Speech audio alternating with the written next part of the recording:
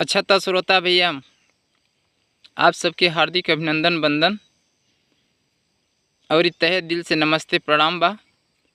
और ये आप लोग हमार शॉर्ट गीत सुनीला, गीत के माध्यम से प्यार दुलार अपने भाई के सपोर्ट भी करीला। ये खातिर आप लोगन के बहुत धन्यवाद भी बा। और ये हम आप लोगन के बता दी कि बहुत बड़ा कलाकार हम नहीं खी, ना बढ़िया हमारे पास स्वर भी बा, रागनी भी अच्छा नहीं खे, लेकिन सिर्फ जुनून बा।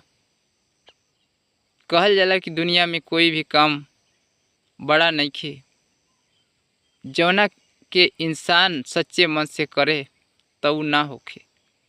बस यह जुनून बा, देखी कहाँ तक पहुँचीला। तो ठीक बा, ये गीत हमार सुनी। नईखी मांगत साया साड़ी, नईखी मांगत साया साड़ी, नईखी मांगत कंगना, रही आँखी के सोझा हमरा परदेसी मोरे साजना, रही आँखी के सोझा हमरा परदेसी मोरे साजना। घर के खेती छोड़ी बहरा कमाला, हमरा के निक नहीं लागेला।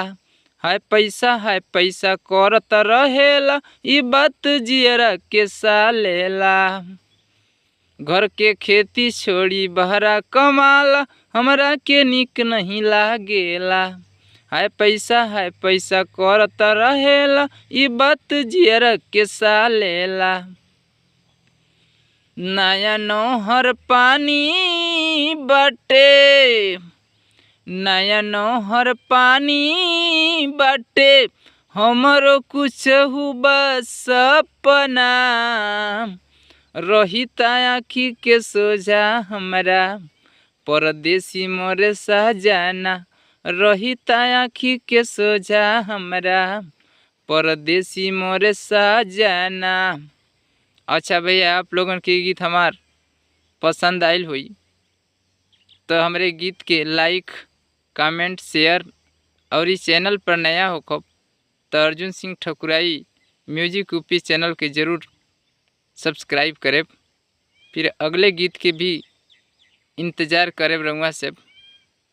तब तक के लिए विदा लेते हैं। जय हिंद, जय श्रोता।